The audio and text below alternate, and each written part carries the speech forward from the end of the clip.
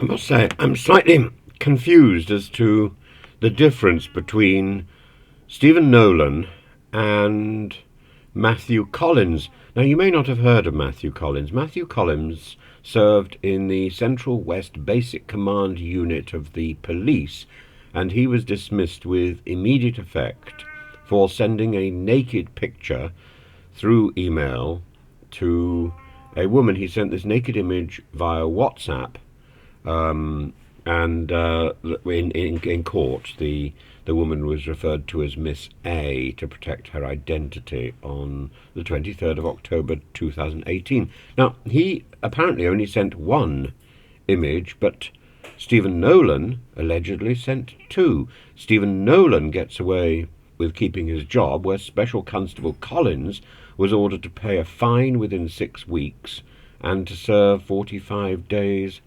imprisonment, or to serve, I think. I think he probably paid the fine and he lost his job.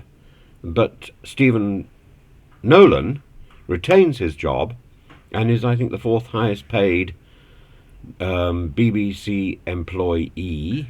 He's the highest paid newscaster. Somebody asked me last night, why are people paid so much for reading an auto cue? Well, reading an auto cue is quite difficult in the BBC newsroom because they have this sort of thing in their ear. I've tried it, by the way. They have this earplug which is directly linked to the gallery, the place where everybody is making decisions and where all the producers are, and they can hear everything.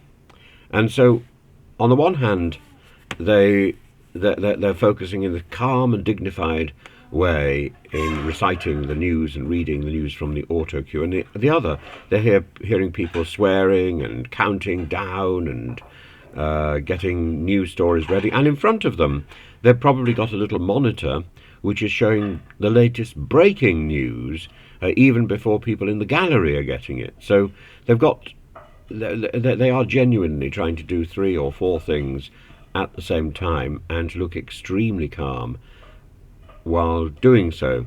So, yeah, I think that probably is worth a fair amount of money. But at the same time, there is this discrepancy between what one person gets for sending an image and what another person gets for sending an image. And I think that discrepancy needs to be ironed out. And I think we need to, surely, now we know about Stephen Nolan, Matthew Collins can get his job back. Well, Bay thinks so. Bay is absolutely in agreement to that.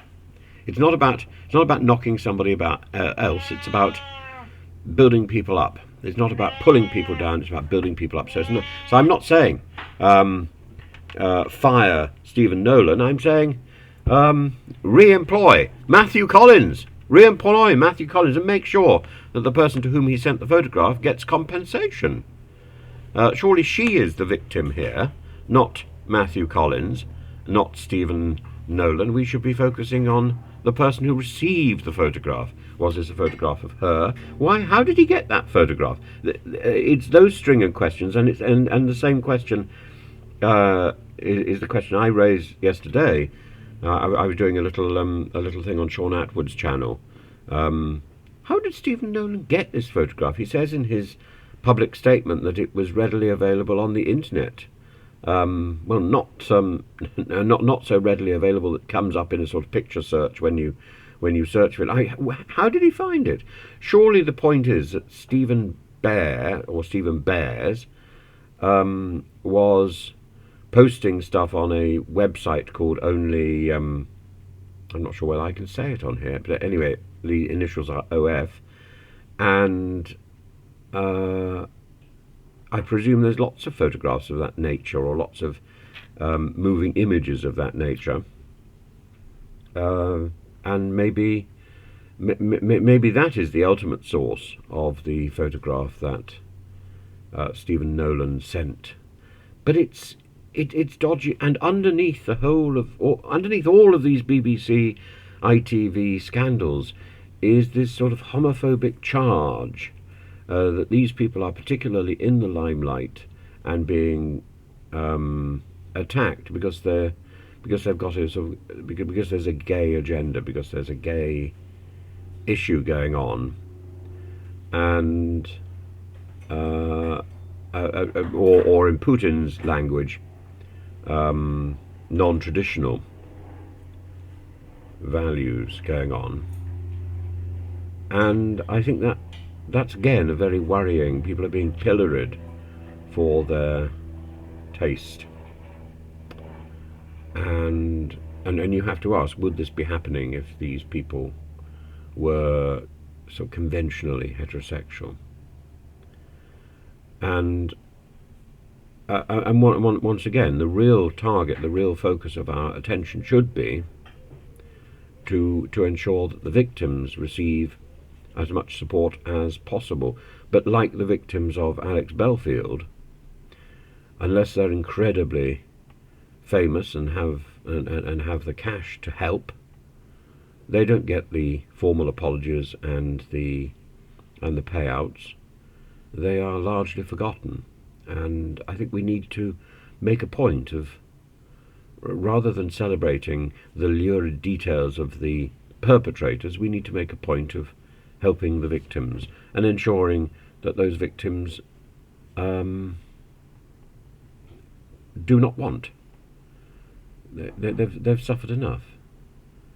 I mean, did the BBC reach out and offer a decent job to the fellow who was linked to the Schofield story? What has the BBC done to help the person on drugs? It's ITV who should have reached out, of course, to the person in the Schofield story. But and it sort of goes on, and we pick up these news reviews. But are we taking enough care? Are we paying enough attention to the people who've been hurt? And this is about power. Power requires, I'm afraid, the powerful and the weaker. And we as a society should be taking special care of the weaker. And we should make sure our organizations pick up and nurture the weaker. They've suffered enough. So Matthew Collins has been duly punished. I think he went on a date with this person and then wanted to punish her further. It's this is not so different, really, is it, to the sort of thing that we hear from Stephen Beers, who took revenge by posting a film that he had taken illicitly with a hidden camera. Well, we know about hidden cameras because of all the GB News stories which are coming out.